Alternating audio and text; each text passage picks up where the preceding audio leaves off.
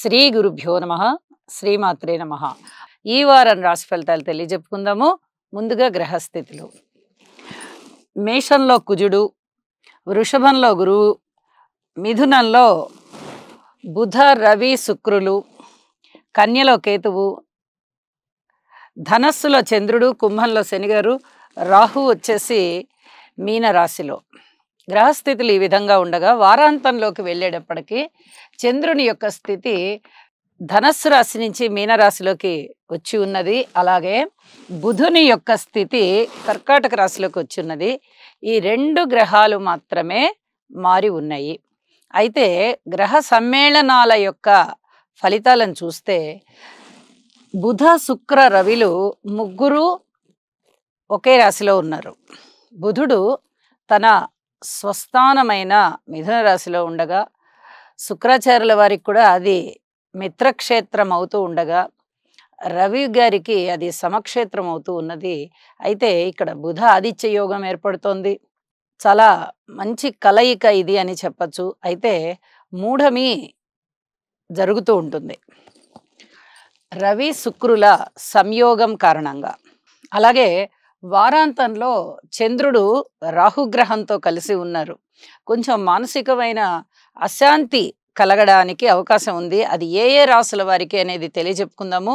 అయితే అన్ని రాసుల వారు కూడా ఈ చంద్రగ్రహ స్తోత్రాలు, రాహుగ్రహ స్తోత్రాలు పఠించడం అనేది చాలా చాలా మంచిది. ఇక దృష్టుల విషయానికి వస్తే శనిగారి యొక్క దృష్టి కుజుని మీద ప్రసరిస్తూ ఉన్నది. ఇది రాజకీయంగా అలజడులు, ఎండ వేడిమి, ఈదురుగాలులు, అలాగే ప్రయాణాలలో ఇబ్బందులు, వాహనాలతో కొంచెం ఇబ్బందికరమైనటువంటి పరిస్థితులు ఏర్పడడం, వాహన ప్రమాదాలు, రోడ్డు ప్రమాదాలు ఇలాంటివి ఉండడానికి అవకాశం ఉంటూ, ముఖ్యంగా ఈ పోలీస్ వ్యవస్థ పైన ఎక్కువగా దృష్టి పెట్టవలసినటువంటి పరిస్థితి కనబడుతూ ఉంటుంది.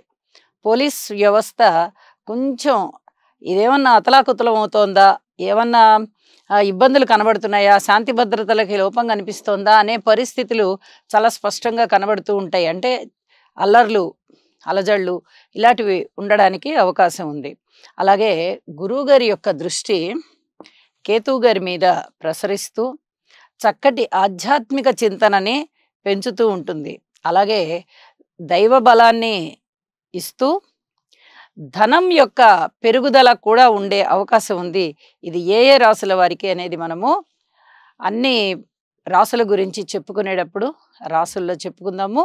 ఇక మకర రాశి. మకర రాశి వారికి 23 జూన్ నుంచి గల వారం రోజుల కాలానికి చాలా అద్భుతమైన గ్రహస్థితులు. తృతీయ స్థానంలో రాహువు, పంచమ స్థానంలో గురుగారు, షష్ఠ స్థానంలో రవి బుధులు. చాలా అద్భుతమైన గ్రహస్థితులు ఉంటూ గురువు గారి యొక్క నవమ దృష్టి రాశి మీద పడుతూ ఉంది. ఇది చాలా చాలా చెప్పదగ్గ సూచన. మరి ఏ విధంగా మంచి జరుగుతుందండి అంటే, వీరికి ఏలినాటి శని జరుగుతూ ఉంది. ఏలినాటి శని జరుగుతూ ఉన్నప్పుడు గురుబలం అనేది చాలా ఉపయుక్తం అవుతూ ఉంటుంది. మరి ఈ గురుబలము సాక్షాత్తు పంచమ స్థానంలో ఉండి నవమ దృష్టి చేత ఎప్పుడైతే రాశిని చూస్తున్నారో, ఇక గురుబలం అనేది తెలియజెప్పచ్చు. రాశి పునీతం అయిందంటే ఆరోగ్యం బాగుంటుంది, ఆనందం ఉంటుంది, మానసిక ఉల్లాసం ఉంటుంది, కీర్తి ప్రతిష్టలు పెరుగుతాయి, సంఘంలో గౌరవం పెరుగుతుంది, మాట పరపతి పెరుగుతుంది, అలాగే ధనము పెరుగుతుంది, కీర్తి పెరుగుతుంది, ఆయుష్ పెరుగుతుంది. ఎన్నో రకాలుగా ఆ మనిషి యొక్క జీవన విధానం మారిపోయి ఉల్లాసభరితమైపోతుంది. అంత అదృష్టవంతమైనటువంటి దృష్టి అది. అలాగే ద్వితీయ స్థానంలో ఉన్నటువంటి శనిగారు ఎప్పుడైతే గురుబలం ఎక్కువ అవుతోందో శనిగారి దుష్ట ఫలితం తగ్గుతోంది. ద్వితీయ స్థానమే అయినప్పటికీ వారి యొక్క స్వస్థానం అవడం చేత దుష్ట ఫలితం తగ్గించేస్తున్నారు. మరి తృతీయ స్థానంలో రాహువు బంధనంలో ఉన్నారు. ఇది జాగ్రత్తగా చూసుకోవాలి. అన్నదమ్ముల సహాయ సహకారాలు ఉంటాయి, ఎన్నో ఇస్తారు. తృతీయ స్థానంలో మానసికంగా ధైర్యాన్ని ఇస్తారు, ఆనందాన్ని ఇస్తారు, ఒక అన్నదమ్ముల సహాయ సహకారాన్ని ఇస్తారు, బంధుమిత్రుల ఆదరణ ఇస్తారు, ఎన్నో రకాలుగా ఇస్తారు తృతీయం. కానీ ఇక్కడ బంధనం ఉండడం వల్ల గాని, పాపార్గళ ఉండడం గాని అనుకున్నంత ఇవ్వలేరు. కాస్త తగ్గుతాయి. ఆస్తి తగాదాల విషయంలో ఓర్పు కలిగి ఉండండి. కొన్నాళ్ళు వాటిని వాయిదా వేసుకోండి. ఇప్పుడే ఎటువంటి ఆస్తులు కావాలి అని గాని, లేకపోతే ఈ ఆస్తి మీద ఏదైనా కోర్టు కేసేద్దామని గాని ఇప్పుడు ఏమి వెళ్ళకండి. ఈ టైం బాగల. మీ గెలుపు, మీ విజయం అంతా టైం చాలా బాగున్నప్పుడు మీరు ఏది పట్టినా గెలుపు, విజయాలొచ్చేస్తాయి. ఇప్పుడు గూడా టైం చాలా బావుంది. కానీ కుజుడు 4వ స్థానంలో ఉన్నంత వరకు మీరు కోర్టులకెళ్ళకండి. 5వ స్థానంలోకెళ్ళనివ్వండి. గురువుగారితో కలిసినప్పుడు అప్పుడు మీరు వెళ్ళండి. కోర్టు కేసులు అప్పుడు వెయ్యండి. అలాగే ఊహించని విధంగా విజయాలు జరుగుతాయి మీకు. రాజకీయ నాయకులకి బాగా మంచి లబ్ధి కనిపిస్తూ ఉంటుంది. కొంచెం మానసిక వేదన ఉండడానికి అవకాశం ఉంది. వ్యయస్థానంలోనే గ్రహం స్థితిలై ఉన్నారు, సంచరిస్తున్నారు అక్కడ వ్యయంలో. కాస్త మానసిక వేదన ఉంటుంది. ఈ వేదనని మీరు ఎదుర్కొని దాన్ని దాటాలి అంటే యోగా చెయ్యండి. అతి త్వరగా మీరు ఈ సమస్య నుంచి బయటపడిపోగలరు. అలాగే వివాహాది శుభకార్యాల విషయంలో కూడా చక్కగా వివాహాది శుభకార్యాలు కుదురుతాయి. మానసికోల్లాసం పెరుగుతుంది. కుటుంబం బావుంది. ఆరోగ్యం బావుంది. అన్ని విధాలుగా గూడా ఇక్కడ చాలా బావుంది అనే చెప్పొచ్చు మకర రాశి వారికి. మరి వారాంతంలోకెళ్ళిన తర్వాత మకర రాశి వారు భార్యాభర్తల అన్యోన్యత విషయంలో జాగ్రత్తగా ఉండండి. ఇక మిగతా అన్ని విషయాల్లోనూ మీరు అనుకున్నట్టుగా సంతృప్తినిస్తాయి.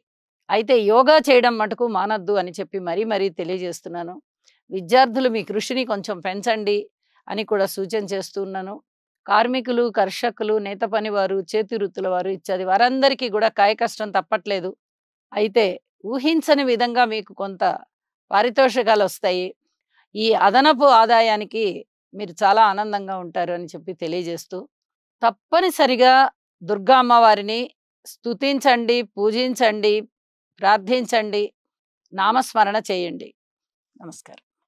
గురుగ్రహ అనుకూలత కొరకు దేవానాం చ ఋషీణాం చ గురుం కాంచన సన్నిభం బుద్ధిమంతం త్రిలోకేశం తం నమామి బృహస్పతిం. ఓం హ్రాం హ్రీం హ్రౌం సహ బృహస్పతయే నమః.